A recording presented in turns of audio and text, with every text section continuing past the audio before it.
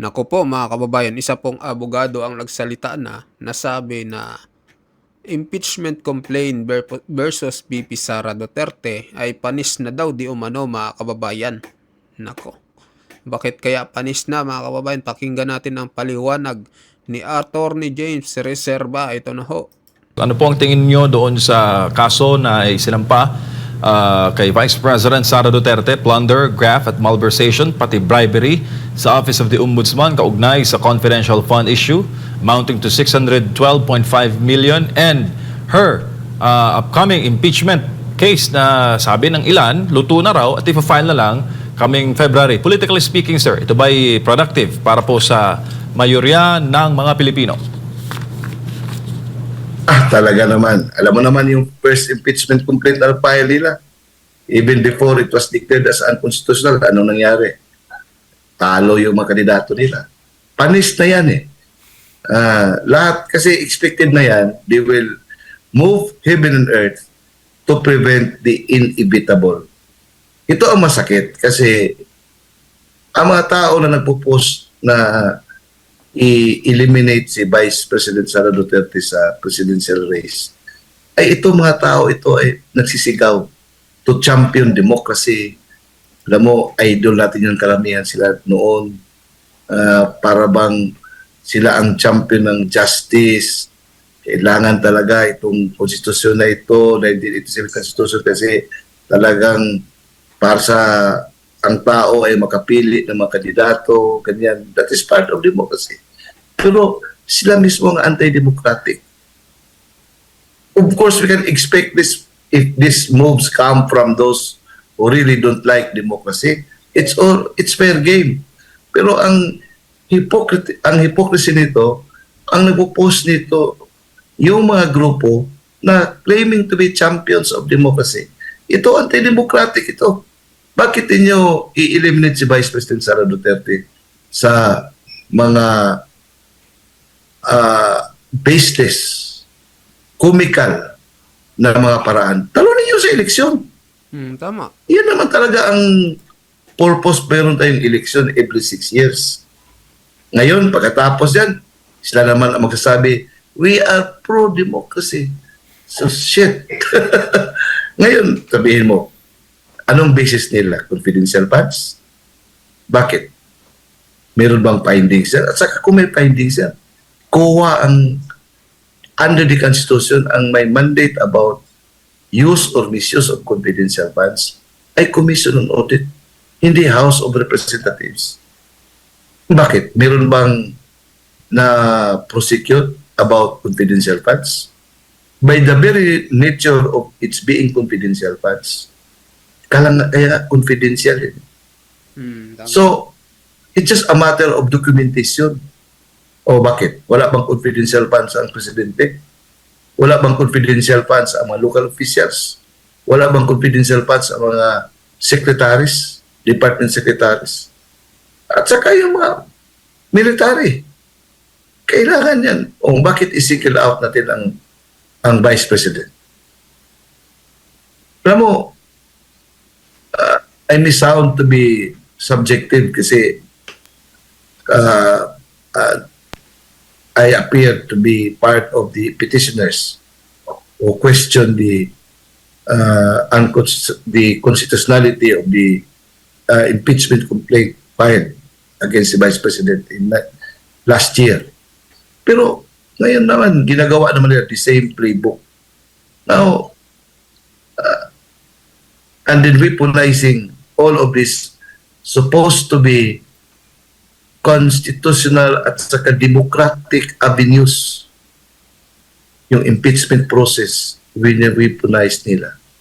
Yung accountability under sa ating ombudsman law, weaponize nila. To the point na naging comical ang kanilang approach, comical ang kanilang presentation, kanilang script. Paano ba yan? Paano paniniwalaan yung isang convicted criminal? So of course, kung criminal ka, kung anong ipasabi sa iyo, sabihin mo yan para somehow makalabas ka o bibigyan ka pa ng pera So yung credibility alone is very questionable na. How much more for the narrative na ini-invent nila? Nakakatawa talaga. Kahit na nga mga PSG, sinasabi nila, yung tao na yan ay talagang hindi kaparte ng PSG. So, at saka si BP Sara, tumakbo pa siya ng presidente in 2022 para mayroong parang fundraising. At saka, known ba si BP Sara about it? Ang masakit dito, alam mo, karma na lang ang karma na lang ang ating hintayin dito. Hindi natutulog ang Diyos. Ito lang masasabi. Opo. BP Sara is too beautiful and too tender to become a punching bag of these monsters. Sir, uli na lang, maraming nagsasabi na for the next months, till 2028, for the next years, ang tanging magagawa na lang ng administrasyon is to manage political decline. Anong masasabi mo, sir? My work is easy because I use ClickUp. Here's how I keep track of all my tasks. I start by brain dumping everything I need to get done. Data do not lie. Data do not lie. Tingnan mo naman paano yung approval rating ng ating presidente ngayon. Hindi yan, irreversible na yan. Kasi nothing is expected this year and in the coming year about economic development. Wala na nag-invest sa atin eh.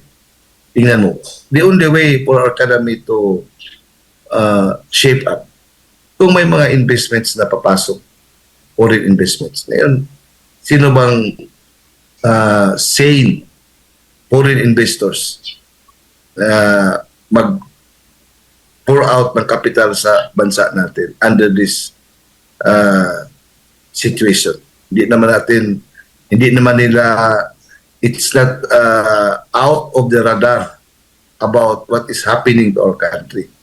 Yung massive drop on corruption, yung revelation ng presidential sister about cocaine use, yung sabi ng kanyang sister. Wala namang denial na ginagawa. So kung ikaw investor, natakot ka. At saka matatakot tayo kasi we are being led by somebody na mismo ang kanyang kapatid nagsasabi na unwell. Yun ang problema natin ngayon. So, tanong mo kung ano yun, yung decline ay ma-reverse pa. I hope that would be reversed kasi tayo, Pilipino tayo, kung ano mangyari sa ating bansa, apektado tayo lahat. Hindi lang tayo, pamilya natin at saka yung future generations. We should pray for our country. Hindi ito personalan na ito. Bansa na nakataya. Admar or NJ. Kaya nga sa akin dito panalangin na lang. Sana hindi tayo pababayaan ng Diyos sa ating nangyari sa ating bansa ngayon. It's all about our future. It's all about our existence. Tingnan mo, yung sovereignty natin wala na. Lahat. Giniba lahat. Paano pa ba? We are no longer a country. Pabayaan natin na ganito. Opo, dagang salamat, attorney. Ugmahing Pasko, still. Mapulokong bagong tuig. We should try to make our Christmas merry and our New Year happy. Pati magawa, pero ito talaga ang masakit parte ng ating kasaysayan. So, ito na lang. Pray, pray, pray. I hope na yung mga nandiyan sa ating kapangyarihan ngayon will become like Paul of Tarsus na persecutor siya. Pero in one day, he was blinded by a light and then he was enlightened and nag-iba na. Instead of being persecutor, protector na sa interest ng ating bansa at sa ating mga kababayan. Sana may conversion na mangyayari. Admar at Injil. Yan lang ang prayer natin. Dagang salamat. Yan po si Attorney James Reserva, Professor of Political and Constitutional Law dito po sa ating panayam. So ayun mga kababayan, ano ho masasabi nyo kay Attorney Reserva no, sa kanyang pahayag dito nga sa impeachment daw kay BP Sara Duterte ay panis na mga kababayan. So mag-comment kayo, mag-like at mag-subscribe, at sa mga bagong pasok dyan, pa-subscribe din po ng ating channel mga kababayan. Maraming salamat po.